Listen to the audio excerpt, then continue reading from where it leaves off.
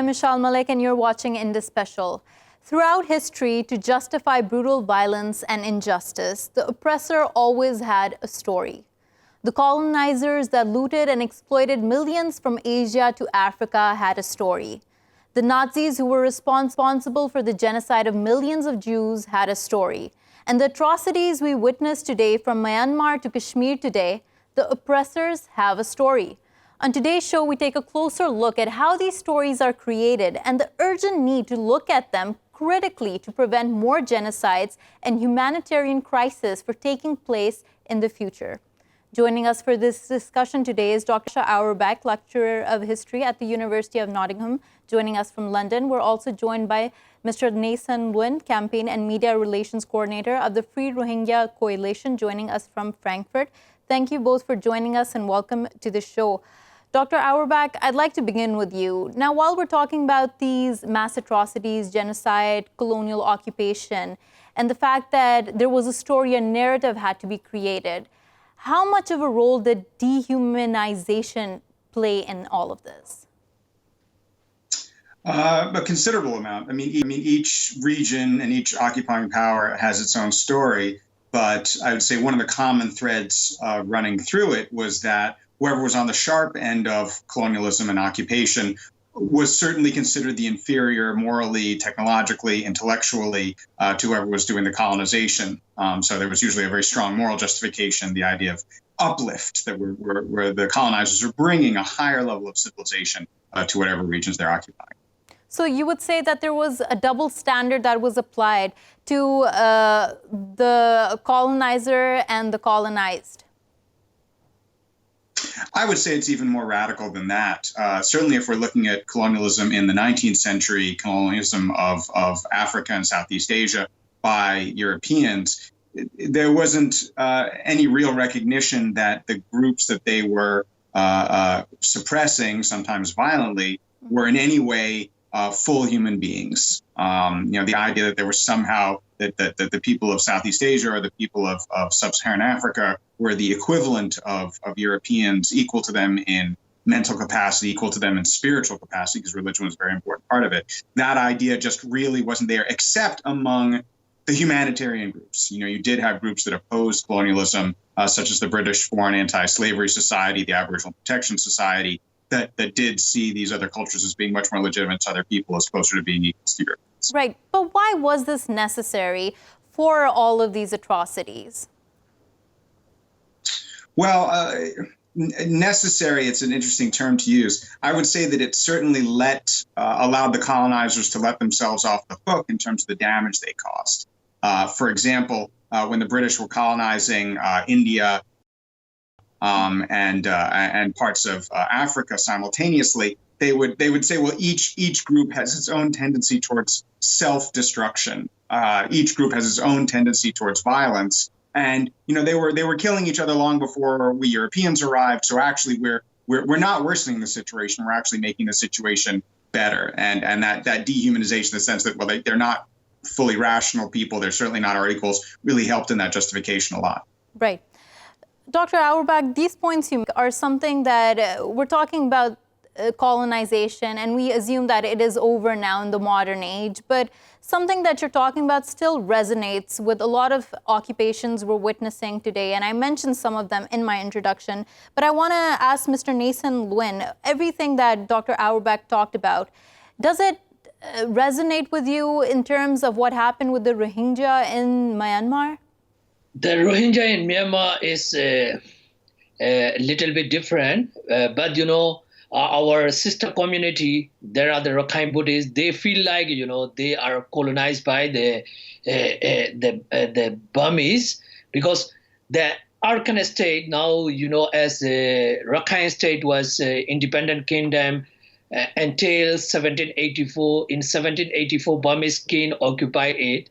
And, we became part of Burma. But, we want to be the part of Burma, we Rohingya, but, our sister community, Rakhine Buddhists, they always feel like, they are colonized by the Burmese government and the military since 1784.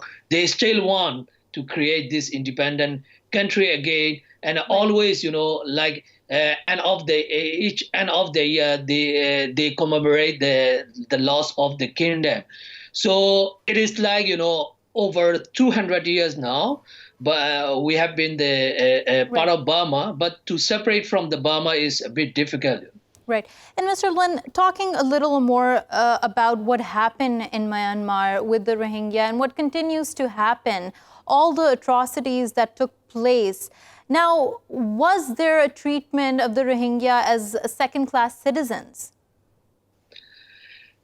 After the independence of Burma in 1948 from the British colonial, we were regarded as the full citizen. Our ethnic group name Rohingya were recognized. We had the full equal right.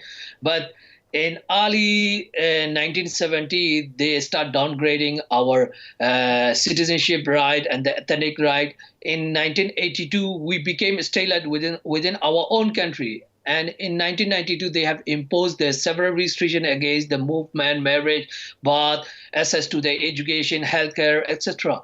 Then, our people live in the open air prison since 1992, and there were the cycle of violence has been repeating since 1978, again in 1991, 1992, in 2012, 2016, and the last wave was in 2017, which resulted 750,000 had to flee to Bangladesh, and there were the mass atrocity that the UN fact-finding mission described the situation as a ongoing genocide. So the genocide is still ongoing, but on the other hand, the Bangladesh and the Myanmar has been trying to repatriate these people from the Bangladesh.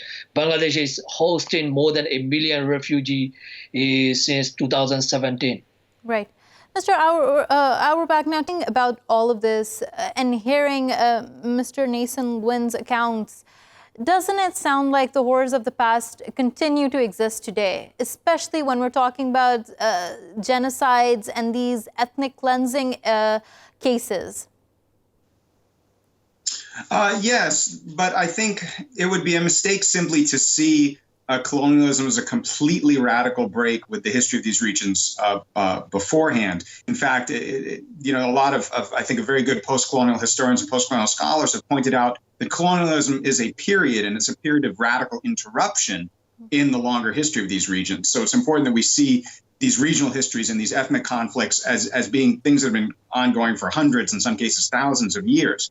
What we can see the process of colonialism doing, at least European colonialism in the 19th century and early 20th century, is hardening those boundaries and increasing the tension between those groups. And particularly when borders are redrawn often at the end of conflicts, at the end of World War I, at the end of World War II, they're redrawn with very little regard for the ethnic and cultural divisions within those regions. They're redrawn according to European priorities. And that's where you get a setup for ongoing ethnic violence and eventual genocide. Right. Dr. Auerbach, now I just want to take another case and look at it, the case of Kashmir, and drawing a comparison of what happened back during the colonial era when it was an age of enlightenment for many of the democracies, many of the European democracies, and they were practicing those ideals, democratic values, but for their colonies, they would have an authoritarian rule, just as you said, because they assumed that the subjects would self-destruct and they didn't know any better. Now, in Kashmir as well, it seems like the Indian state is imposing their own rule because the Kashmiris don't seem to know any better. Is this a vicious cycle? Would you say that this is the effects of a colonial legacy? Well, I think to understand the ethnic tensions of the subcontinent, you actually have to go back much farther. You have to go back to the Mughal Empire and the other Hindu empires that followed afterwards. India and the subcontinent, including Pakistan, is a region of constant influx and migration, constantly shifting borders. You watch the way that the geography changed over the course of the 18th, 19th, and 20th century, much for the geography of Europe as well. The borders were constantly shifting. Now, the Kashmiri situation, of course, is a particularly difficult one. It's a particularly fraught one. And we can certainly trace the immediate origins of that conflict to partition and concern on the part of the British authorities that leaving a Muslim minority in India would leave them vulnerable and exposed to the Hindu majority. And then on the other side, you had the Indian nationalist movement that said, no, we have to have one India. We can't have partition. That is simply setting up the situation for continued violence and slaughter, and the Gandhian movement and the attempt at reconciliation. So yes, I think partition, which is of course a legacy of colonialism, plays a very strong role in that. But we have to look at the much longer history of migration and conquest in the longer history of the subcontinent. Right. Mr. Lin, going back and talking about what happened in Myanmar and the UN fact mission that went there, and it recorded certain things, and it also admitted that it saw its own organization's failure in Myanmar. Now, when there does seem to be indications of an ongoing genocide, ethnic cleansing, do you think that international organizations are acting too late upon it, especially in this day and age? Yeah, the response from the international community is very weak because, this is not the recent problem. That genocide is ongoing for almost 4 decades, and there was no serious action against the Burmese military and the government. Because of this impunity, they have been continuously committing the crime against the Rohingya and other ethnic minority in the country. So there is no they have not been tried at any international criminal court yet.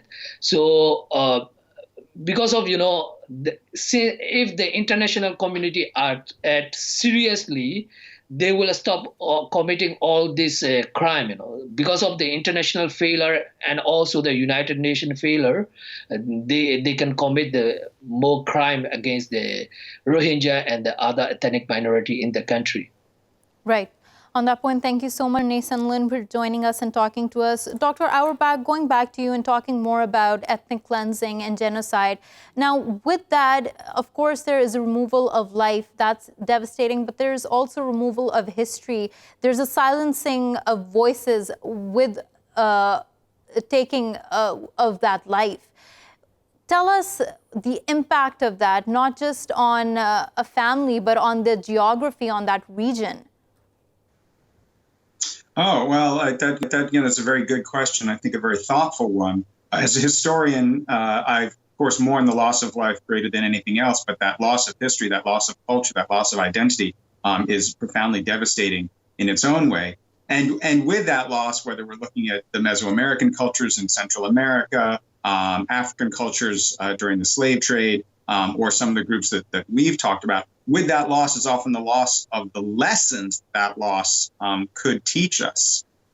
When you lose a people and a culture like that, the accumulated wisdom of that society and the story of their tragedy is often lost. And there's a great line from Black Elk Speaks when he talks about one of the particular slaughters of Native American tribes that happened at the end of the 19th century, is he talks about seeing the bodies in the snow and being he says, "You see me now, an old man who has done nothing because the sacred hoop is broken, the sacred tree is dead, and my people are basically gone, and all we have now is our memories, and those are dying with each one of us."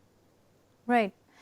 And in that process of silencing those voices and taking away that history, there's also a thought that when that history is taken away, the generations or any of them that are left to come forward, they would assimilate into the majority of the population. Does that ever happen? Does that grief ever go from the population that remains?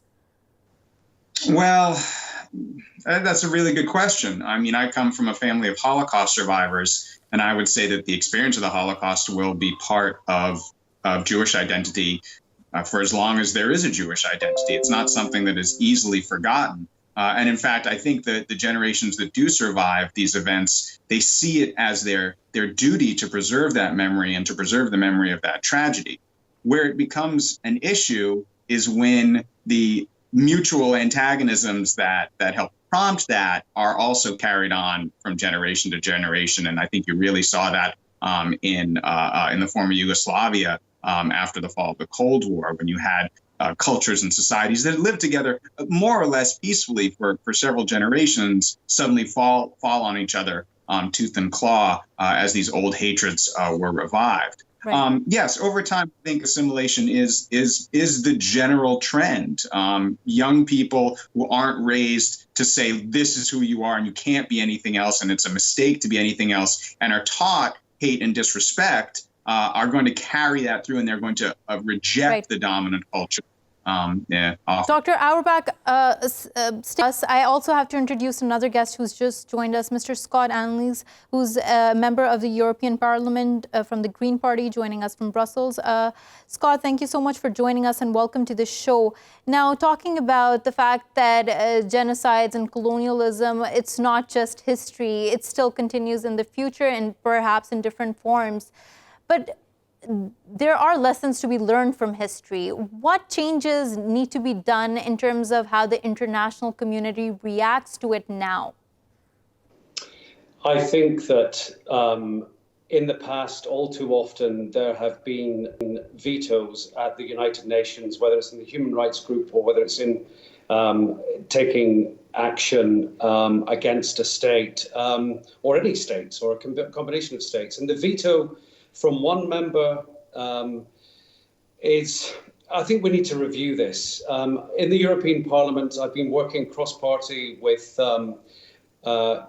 members to put in an urgent motion to discuss in Strasbourg next week to highlight the plight of the Kashmiri people and the situation that they're going through, in order that the EU can exert some pressure on the nations involved and the UN itself to act. Because I think, to answer your question, in the past, too often we've had these international institutions acting without any teeth, and things slip and people suffer as a result.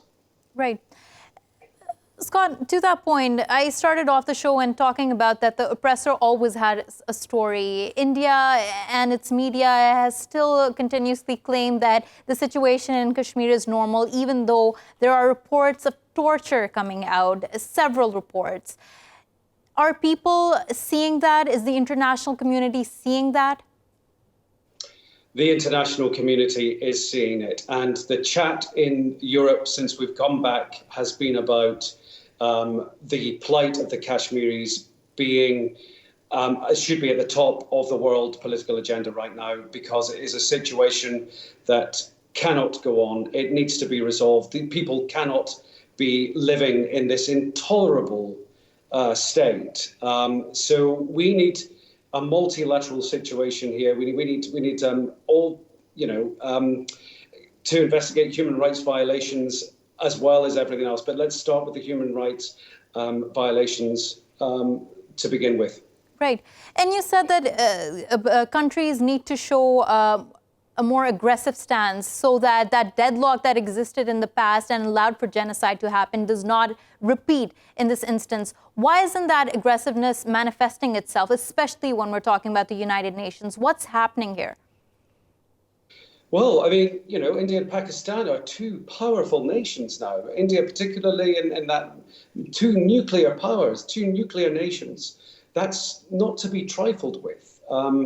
This is a really tricky situation for the international community to deal with. However, it must be dealt with. And I'm not necessarily saying in an aggressive way, but in a robust and assertive way.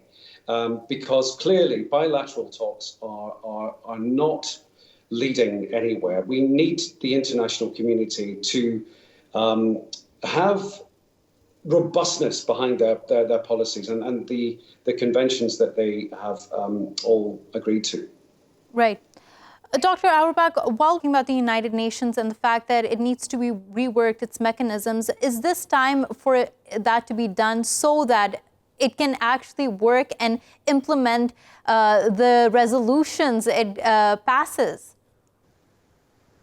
Well, I agree with Scott 100% that would be a very, very effective solution. I don't see it happening anytime soon. Unfortunately, with the United States retreating into isolationism, with the EU occupied with the Brexit negotiations, and also with this rising tide of populism across European governments that is forcing these national governments to wrestle with their own internal tensions and their own, in some cases, their own internal ethnic tensions.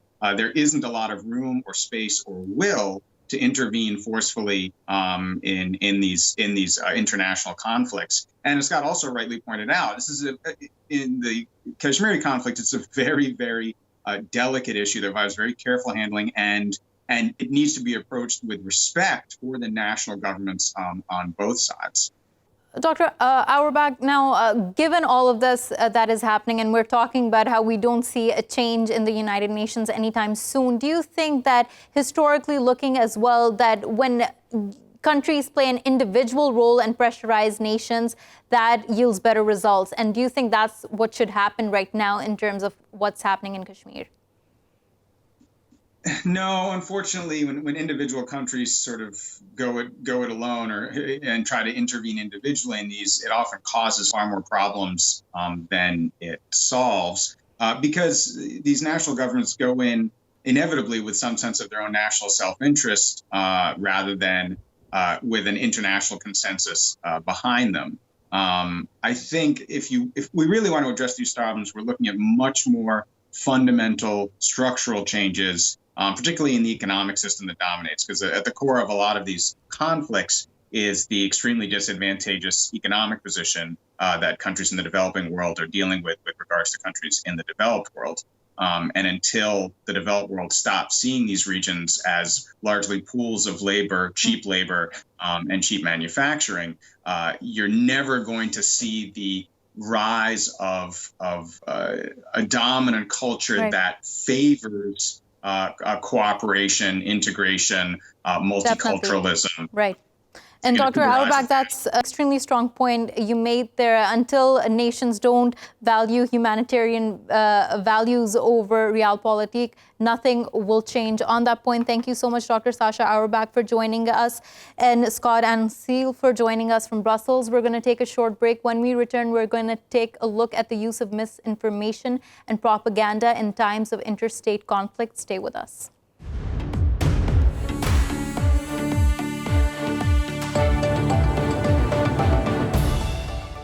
Welcome back to the show. History is witness to the fact that misinformation becomes rampant during times of conflict.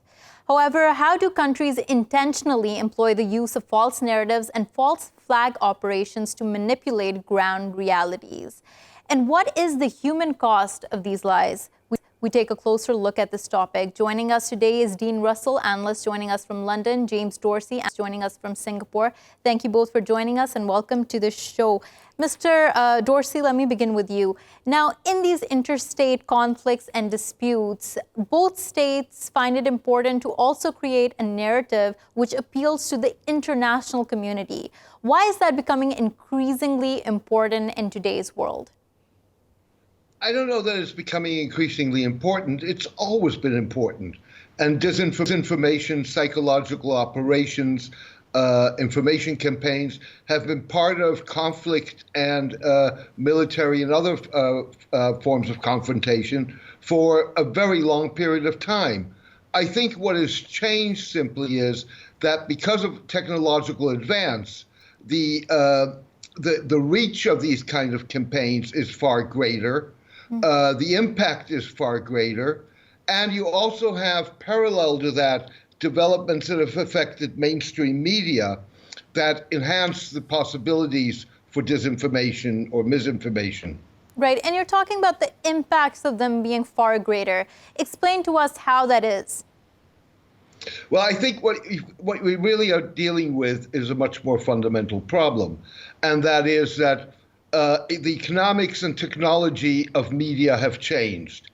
So as a result, the role of the media, if you wish, as the fourth estate, as trying to differentiate between fact and fiction and trying to hold account to power, has become much more difficult.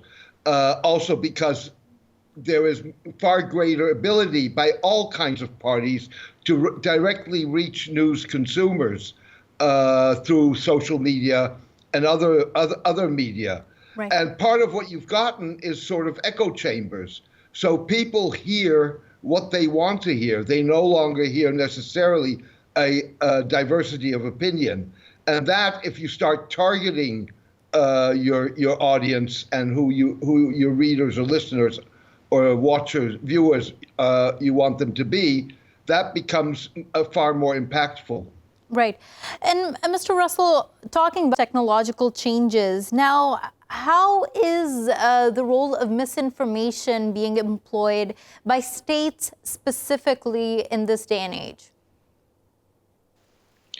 I think when we look at communications and information, it's always been used by everybody over from time immemorial in terms of misinformation, propaganda, communications. I mean, the reality is pretty much the entirety of communications is to have an end goal, which is usually to get somebody to agree with you or to buy your product or to buy into your point of view. And so I don't think it's anything new. And I agree with your last speaker that the reality is the challenge now is that it's far easier for people to reach and organizations to reach directly individuals. So it used to be a case you'd have to go through the newspapers or put out ads or through broadcast media. However, now you can target people individually through the social media channels, and through what would traditionally have been word of mouth is now possible directly into people's pockets via their phones.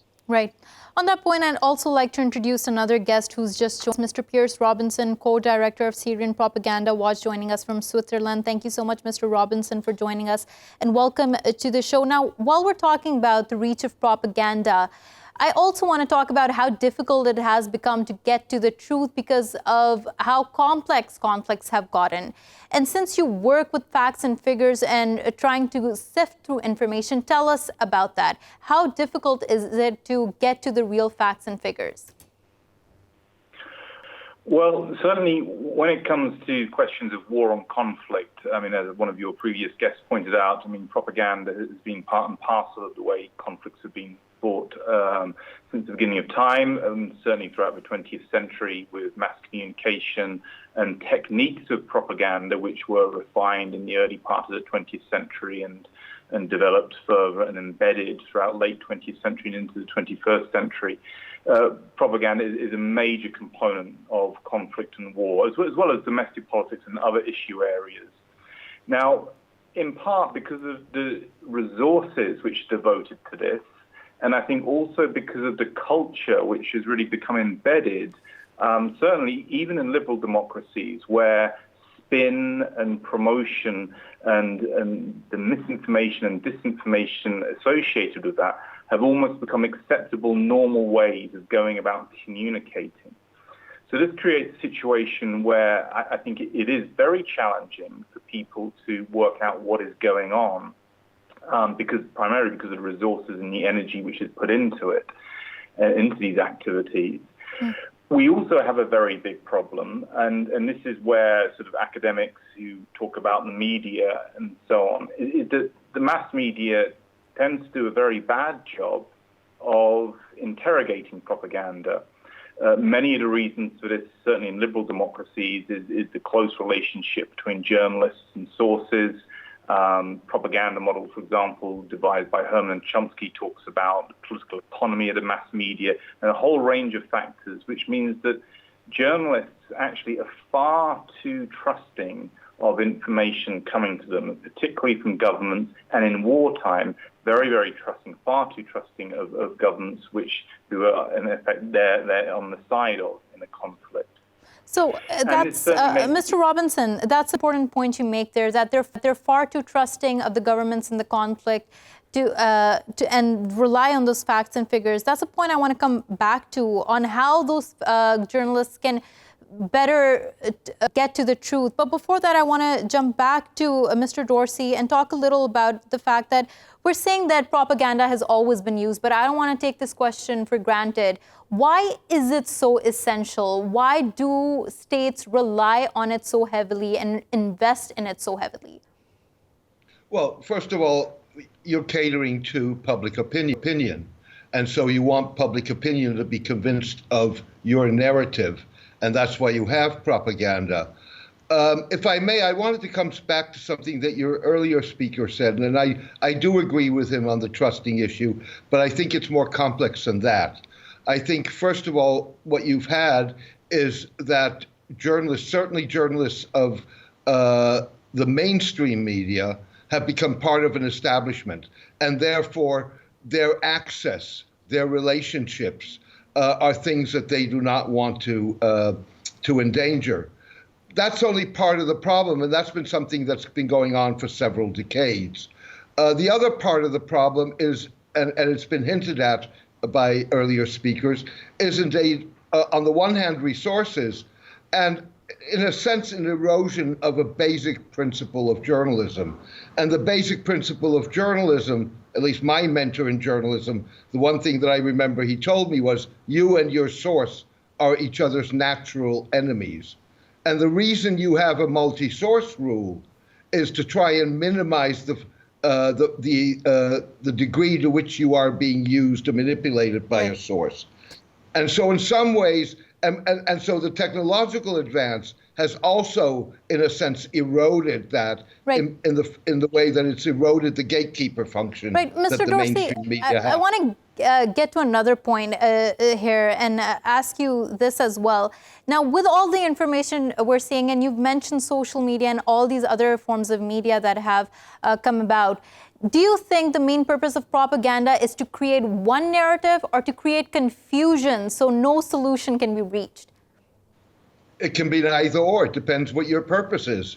So, with other words, you may want to convince, or the manipulating party may want to convince whoever it is of their narrative, or they may indeed want to sow confusion.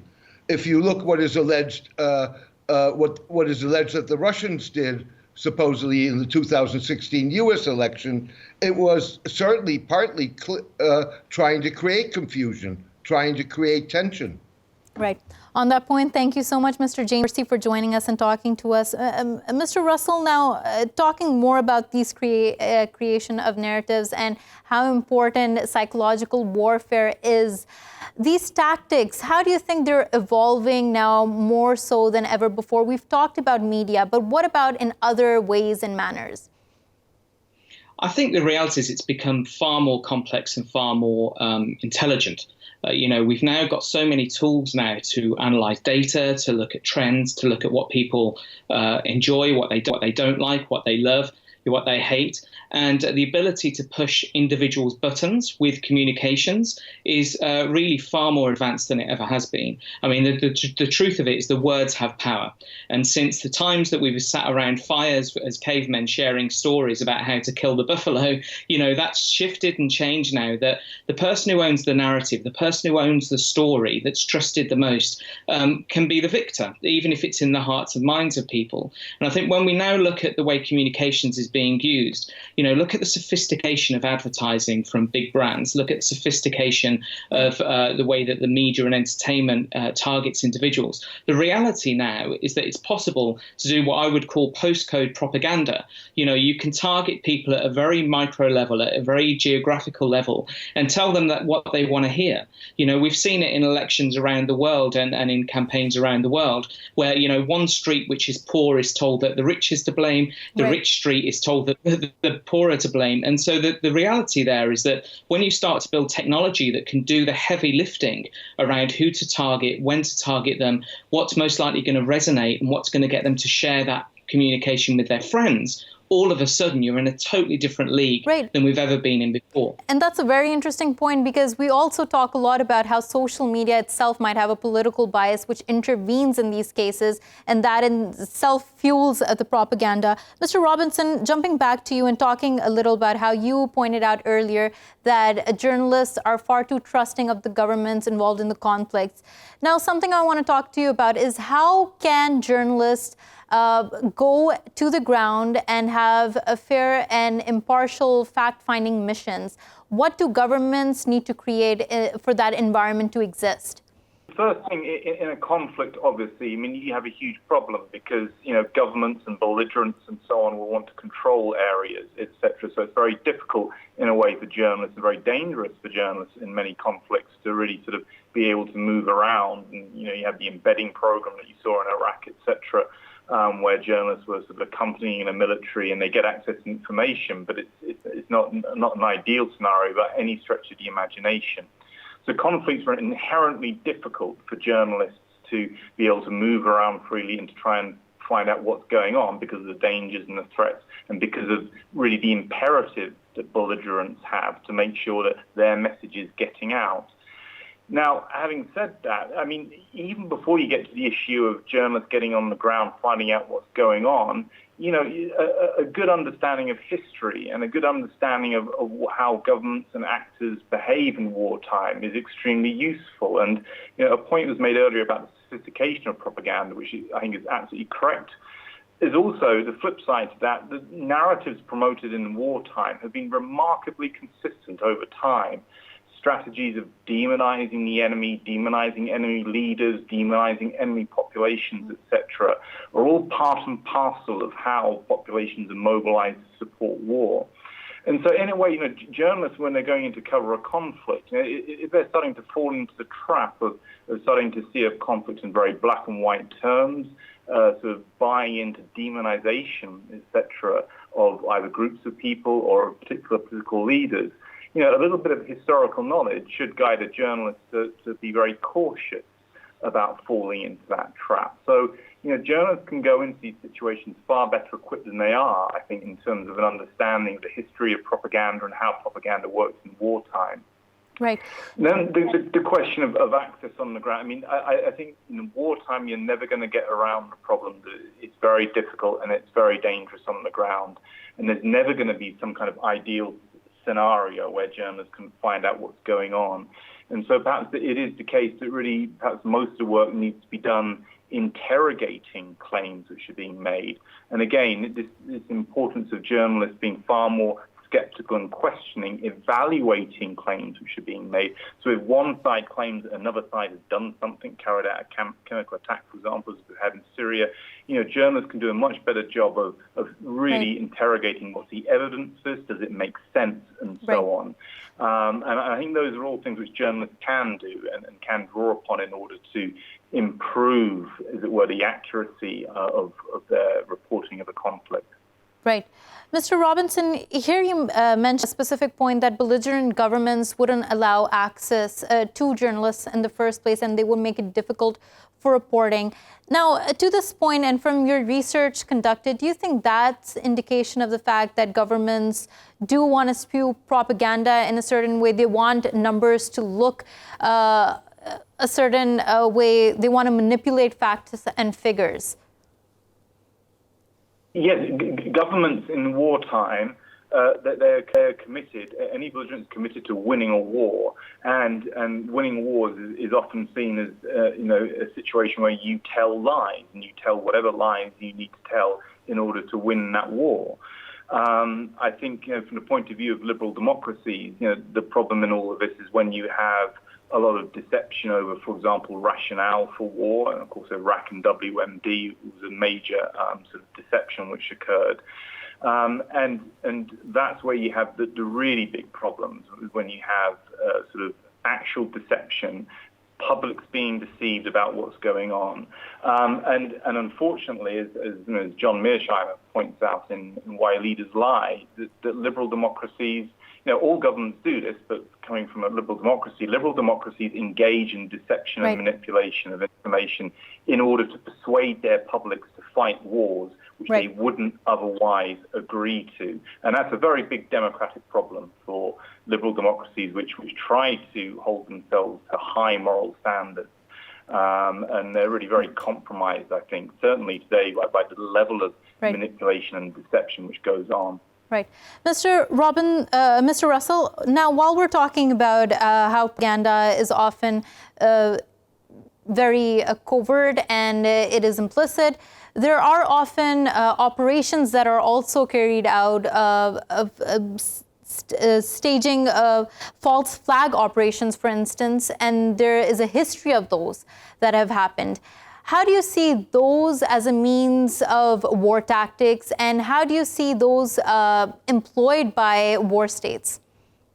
The reality with those situations when they're found out is that they only last for a period of time, because ultimately the people find out at a later point. And so the risk for any organisation, any government that decides to go down that route is that whilst they might win that battle at that time, the reality is public opinion over time will shift. we saw, although it wasn't a false flag per se, but when we look at the WMD announcements around which led to the Iraq War, the public opinion has shifted dramatically around whether that should have happened in the UK, whether they were duped, whether they were lied to, and whether that was the right thing to have done. And so I think for any politician that wants to go down that route, they really need to think about, what legacy do they want to leave? Because within 5-10 years, much quicker than it would have been many years ago, in the early 2000s, rather the early 1900s, we would have waited 50 years for freedom of information or for this sort of info to come out, whereas now it comes out much quicker. So the damage that can be done by lying can be found out much quicker, and that can do more harm than good in the short and the long run now. Right. Mr. Robinson, Mr. makes a very strong point that with all this information that's there, staging these operations, these false operations, also has a drawback that information will leak. Do you also see it in the same light? Well, I think it is true that as is pointed out, this is a risky kind of strategy.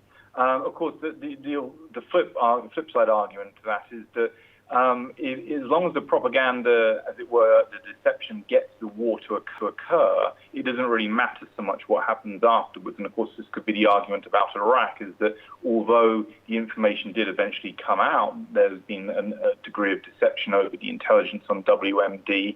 By the time people had really grasped what was going on in relation to that, the country had been invaded and the government had been removed. And so I think whilst it is true that information does tend to seep out over time, governments have quite a lot of leeway and quite a lot of time before that awareness starts to take hold. It could be that things are happening faster today than they were in the past. However, certainly on this day of 9/11 and so on, if we look at all of the conflicts which followed that, really we're seeing again and again and again conflicts which have been accompanied by very large levels of what I've described as deceptive propaganda, running all the way now up to Syria and the conflict there. And I think what's remarkable, what I would say is what's remarkable is really how we seem to be keeping going around in the same loop with conflicts and conflicts developing, etc., with a lot of propaganda, and then everyone having to play catch up. And by the time they've caught up, a country's been invaded or a government has been toppled. And that, unfortunately, is the pattern of what we've seen over the last 20 years, certainly since 9/11. So in a way, from a kind of a strict military realpolitik point of view, you could say, well, you might pay a cost in terms of loss of public support later, further on down the line. But if your real objective is to attack countries or to take countries out, as has certainly been the case since 9/11, the propaganda has remained effective enough to at least achieve that, even if there's a longer term, which I think this is a very good point. There is a longer term damage to this, and we see this in terms of public distrust. And not to take away from the long term damage that is to human life, the multiple human costs that come with starting wars and aggravating something. Propaganda isn't, of course, without its costs there. On that point, thank you so much, Mr. Piers Robinson, for joining us, and Mr. Dean Russell for joining us. Thank you for watching Indus Special. We will see you again next week with more stories. Till then, goodbye.